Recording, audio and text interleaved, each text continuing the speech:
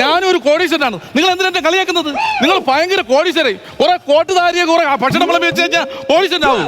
നിങ്ങളെ കോടീശ്വരനല്ല, നിങ്ങൾ വെറും ഒരു പുങ്കനാണ്. പുങ്കൈ. എന്താ വിളിച്ചത്? പുങ്കൻ. എന്റെ മുതലാളിയെ പുങ്കനെന്നോ? അങ്ങനെ പറഞ്ഞു. പാത്രം വീണാൻ തോന്നുന്നു. പാത്രം വീണല്ലേ ഞാൻ ഇംഗ്ലീഷ് പറഞ്ഞു.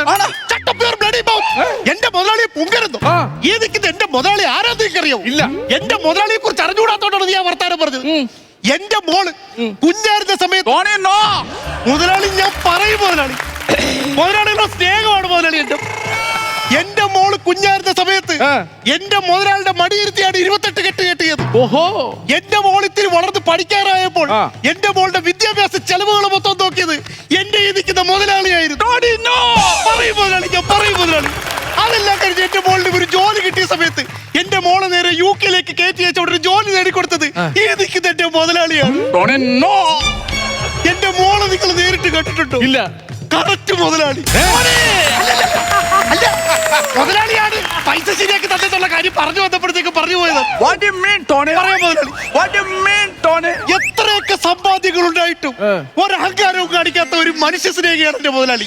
നിങ്ങൾ താമസിക്കുന്ന ദുബായ് ഉണ്ടല്ലോ, ദുബായിലെ ബുർജ് ഖലീഫ, അതിന്റെ ഏറ്റവും മുകളിലത്തെ നിലയിൽ എന്റെ മുതലാളിക്ക് റൂമുണ്ട്. ആ മൊനയിലാ? മൊനയിലല്ല, ഇത് താഴത്തെ റൂം മുതലാളിയുടെ. അതല്ലാതെ ഈ നാട്ടിൽ തന്നെ എത്രയോ സ്വത്തുക്കൾ മുതലാളിക്കുണ്ട്. 45,000 സ്ക്വയർ ഫീറ്റ് വീടാണ് എന്റെ മുതലാളിക്കുള്ളത്.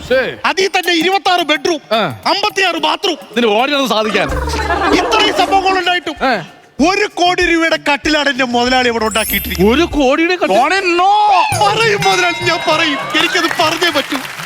ഇന്നേ വരെ എന്റെ മുതലാളി ആ 1 കോടിയുടെ കട്ടിലിൽ കിടക്കുന്നത് ഞാൻ കണ്ടിട്ടില്ല. എന്റെ മുതലാളി അടുക്കളയിൽ ഒരു ചടച്ചാക്ക് വിരിച്ച് വേലക്കാരി തയ്യമ്മയുടെ കൂടെയാണ് കിടന്നുറങ്ങുന്നത്. ഞാൻ കണ്ടുകൊണ്ട് കണ്ടിട്ടുള്ളതാണ്. അവൻ എന്ന പുങ്കനെന്ന് മാത്രമല്ലടാ വിളിച്ചോളൂ. ആ പുങ്കനെ പൊക്കിയെടുത്ത് നീ എവിടെ കൊണ്ടുപോയി? അടുക്കളയിൽ തങ്കമ്മേനെ കൂടെ ചലച്ചാക്കി കൊണ്ടിട്ട്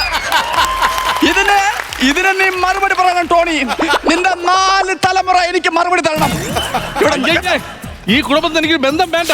അയ്യേ, ഇങ്ങനെ ഒരു കോടീശ്വരനാ? വേലക്കാരോട് കിടന്നുറങ്ങുന്ന കോടീശ്വരൻ. നാണക്കേട്. എനിക്ക് കുടുംബത്തിന് ബന്ധം വേണ്ട. എനിക്ക് ടോണി, ഈ നാട്ടുകാർ മൊത്തം നോക്കി ഈ കല്യാണം നടക്കൂല. ഇങ്ങനെ അടുക്കളക്കാർ കൂടെ കോടീശ്വരൻ കിടന്നുറങ്ങിയേക്കുന്നത്. ആളിരിക്കണം സൈലന്റ് പ്ലേസ്. ആളിരിക്കണം സൈലന്റ് പ്ലേസ്. സഞ്ജു, ഹായ്.